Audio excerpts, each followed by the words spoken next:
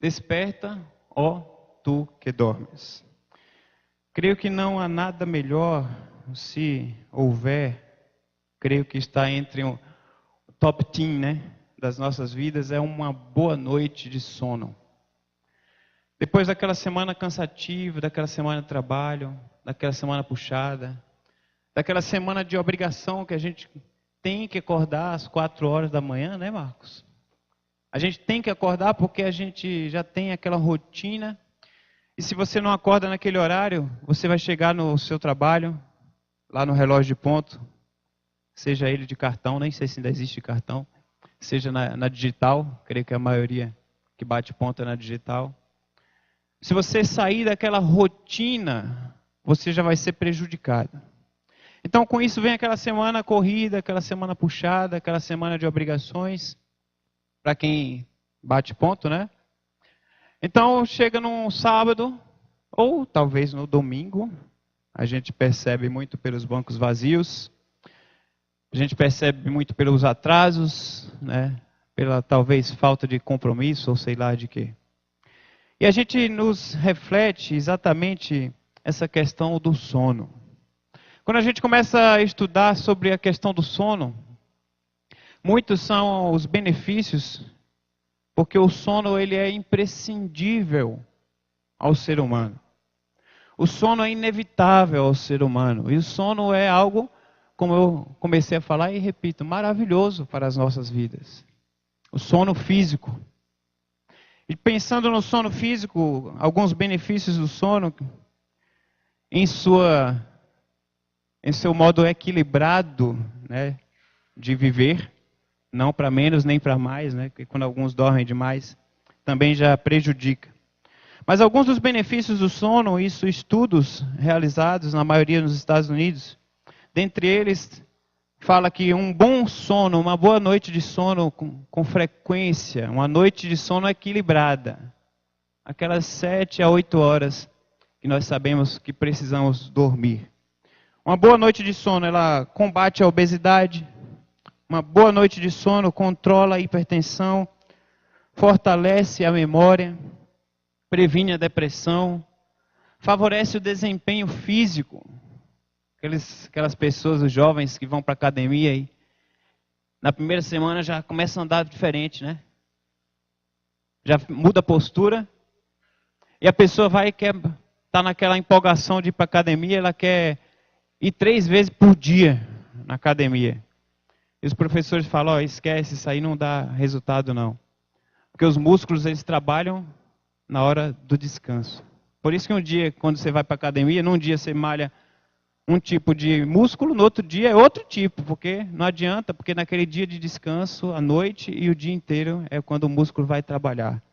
Então, uma boa noite de sono favorece o desempenho físico, controla a diabetes, diminui o risco de doenças cardiovasculares, melhora o desempenho no seu trabalho, melhora a sua vida, traz um bom humor quando você tem uma boa noite de sono. Uma boa noite de sono é algo maravilhoso para as nossas vidas. Mas aqui o apóstolo Paulo escrevendo lá a carta aos Efésios, lá na cidade de Éfeso, ele os adverte diante de tudo aquilo que ele vem falando desde o início do capítulo.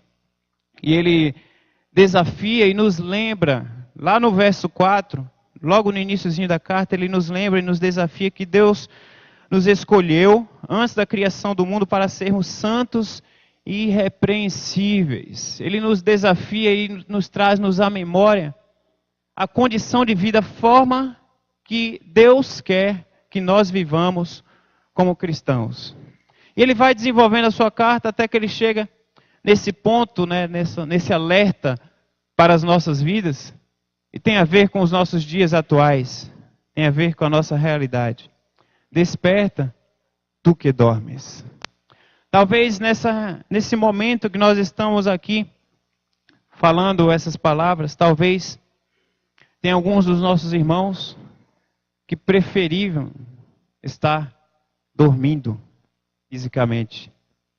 Talvez o reflexo desse sono físico reflita muitas vezes, infelizmente, reflita num sono espiritual, numa vida acomodada, numa vida que talvez te distancie dos caminhos do Senhor. Talvez essa palavra que nós estamos trazendo à reflexão hoje, talvez fosse uma palavra que a gente teria que falar exatamente para quem está dormindo em casa, inclusive. Mas aí, não tenho como ir na casa do irmão, acordar ele para ler essa palavra, né? Então amanhã talvez você pode lembrar do seu irmão que está faltoso, que talvez esteja dando mais importância para o sono, refletindo num sono espiritual. Você pode lembrar ele da condição, daquilo que Deus quer para a vida dele. Desperta, tu que dormes. A palavra de Deus nos desafia a sempre vigiarmos. Nós devemos vigiar e orar para não entrarmos, não cairmos em tentação. Os nossos queridos irmãos pentecostais, eles têm uma afirmação que ele fala: vigia. E a gente deve lembrar dessa afirmação constantemente nas nossas vidas. Nós devemos vigiar. E para você vigiar, você não pode estar dormindo. Imagina você ser contratado por uma empresa para ser um vigia noturno. E o teu patrão chega lá de madrugada, que esqueceu algum documento. Quando ele chega lá, você está lá no bom sono. Provavelmente 99,999% de chance você vai ser demitido. Porque você foi contratado para vigiar. E para que nós possamos vigiarmos, nós devemos estar alertas, nós devemos estar preparados, nós devemos estar com os nossos olhos abertos e atentos para tudo que está acontecendo ao nosso redor, para que nós não caiamos naquilo que fuja da vontade do nosso Deus. Desperta tu que dormes. Devemos despertar e acordar para uma realidade espiritual que nós vivemos. Muitas pessoas, meus irmãos, muitas pessoas próximas de nós estão morrendo porque elas estão vivendo um distanciamento espiritual. Elas estão mortas espiritualmente. Elas não conhecem a palavra de Deus. Elas se acomodaram. Elas esfriaram. E o nosso papel é que nós devemos despertar do nosso sono espiritual e acordar para essa realidade de que muitos estão distantes dos caminhos do Senhor. Ontem nós realizamos aqui uma atividade com as crianças e a igreja estava empenhada aqui. A maioria dos irmãos estavam aqui ajudando e eu fiquei muito feliz com isso. Até fiquei falando para a Verônica, já prepara uma lista de todas as empresas que alugam cama elástica, porque vai chegar uma hora que a gente não vai conseguir mais alugar, porque eu acho que aquela que alugou ontem para a gente não vai mais querer alugar. Não sei porquê, tenho essa impressão. Os irmãos estavam aqui, sabem, né? Mas foi uma bênção. É verdade que a gente perde a paciência, talvez, com uma ou duas crianças, né? Aquelas que se destacam mais, né? Aquelas que são mais abençoadas, né? Com gás mais, né? Animado. Mas a gente tem que investir em trabalhos como esse. Trabalhos como as crianças, trabalha com os adultos. Vem a criança, vem o pai daquela criança, vem o avô, vem a avó, vai quebrando a imagem do que se é a igreja, a imagem de que a igreja quer te extorquir, a imagem de que a igreja quer se aproveitar de você. E a gente precisa acordar desse sono espiritual, pedir estratégias ao nosso Deus, pedir sabedoria para que a gente possa se reaproximar da nossa comunidade, se reaproximar de pessoas que estão mortas espiritualmente. Desperta, tu que dormes. Devemos sair do campo da satisfação, sair do campo da mesmice, sair do campo da acomodação, talvez sair do campo da preguiça que nós vivemos algumas vezes. Às vezes as pessoas têm motivação para fazer qualquer tipo de serviço, qualquer tipo de coisa. E mesmo quando nós estamos cansados, eu lembro da minha querida vozinha, já de idade, ela chegava em casa e falava para minha mãe: minha filha, graças a Deus chegou em casa, não aguento mais. Ah, mãe, então fica quietinha aí que eu vou ali no mercado comprar. Não, eu vou, estou indo. Mãe, a senhora falou que estava cansada, fica aí. Não, eu vou. estou cansada não. Tinha acabado de falar que estava cansado, mas era uma disposição que a minha tinha.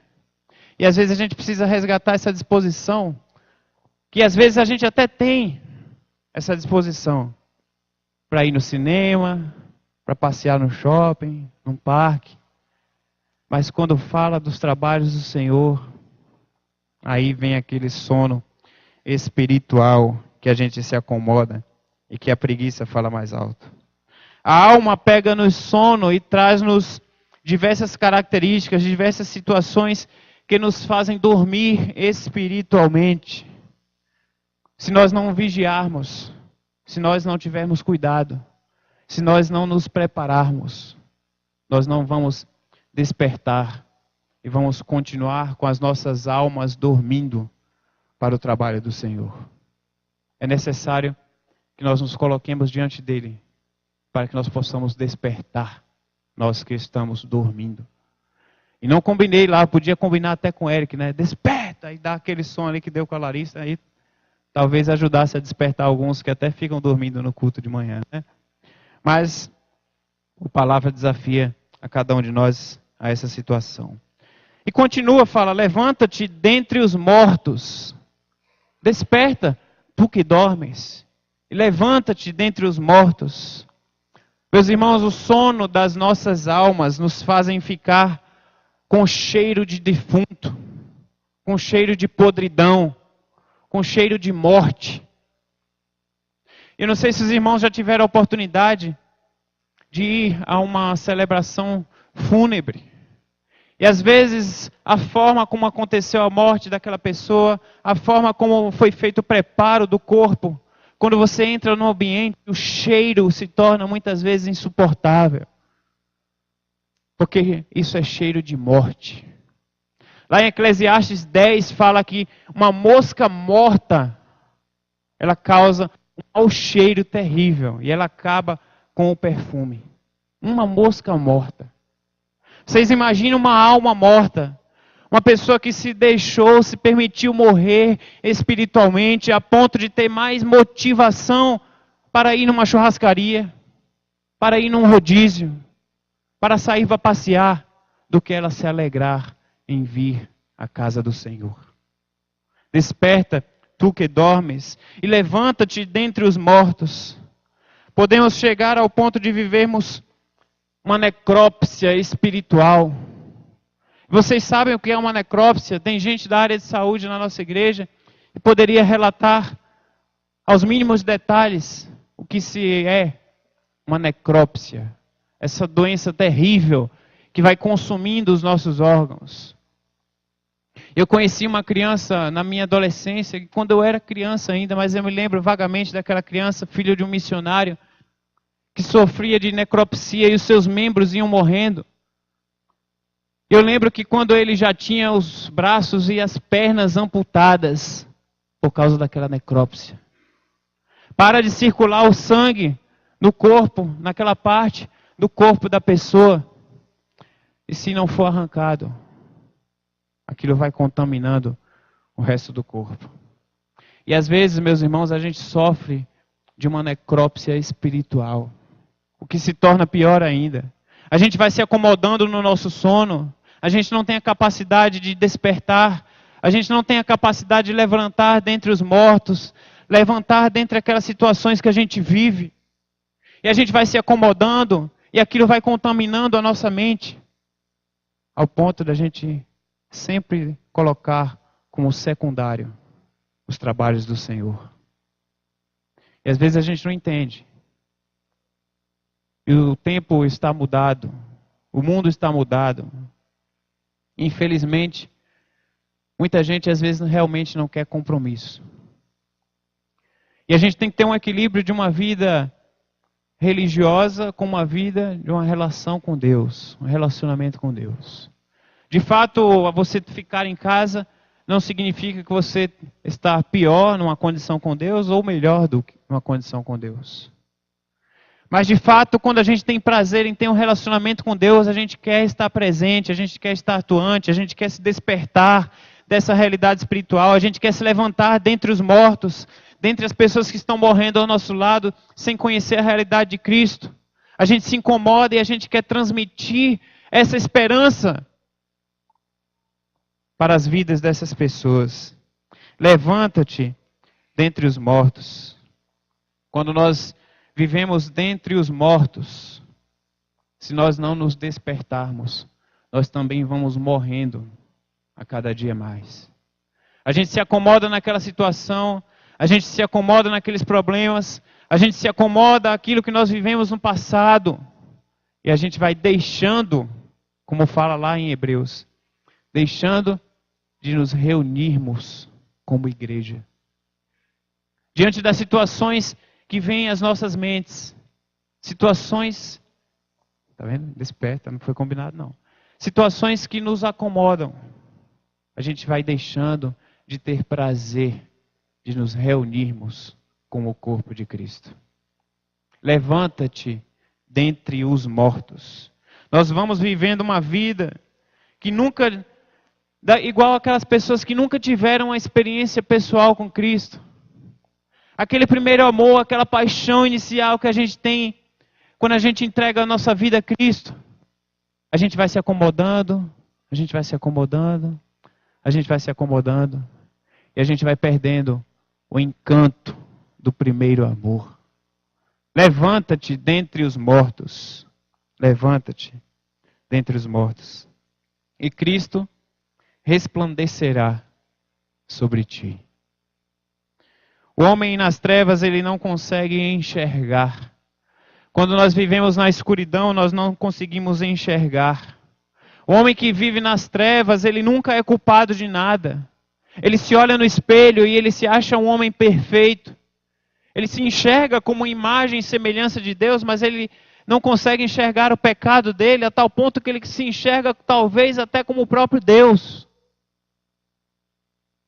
E a palavra desafia: Cristo resplandecerá sobre ti. O nosso desafio é vivermos como pequenos cristos, de tal forma que as pessoas olhem para cada um de nós e o nosso rosto possa resplandecer a luz de Cristo.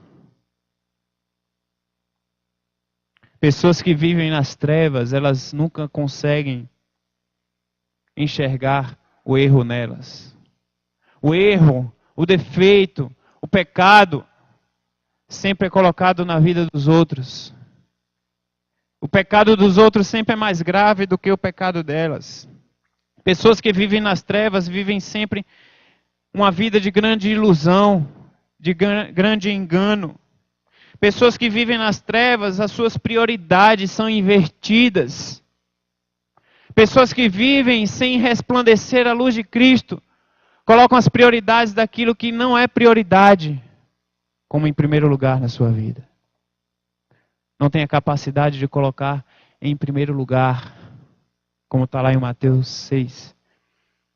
Em primeiro lugar, o reino de Deus. Primeiro elas querem acrescentar tudo em suas vidas. Primeiro elas querem buscar tudo em suas vidas. E depois, talvez, colocar o reino de Deus em primeiro lugar. Desperta, tu que dormes. Levanta-te dentre os mortos e Cristo resplandecerá a tua luz sobre ti. Jesus quer dissipar as trevas.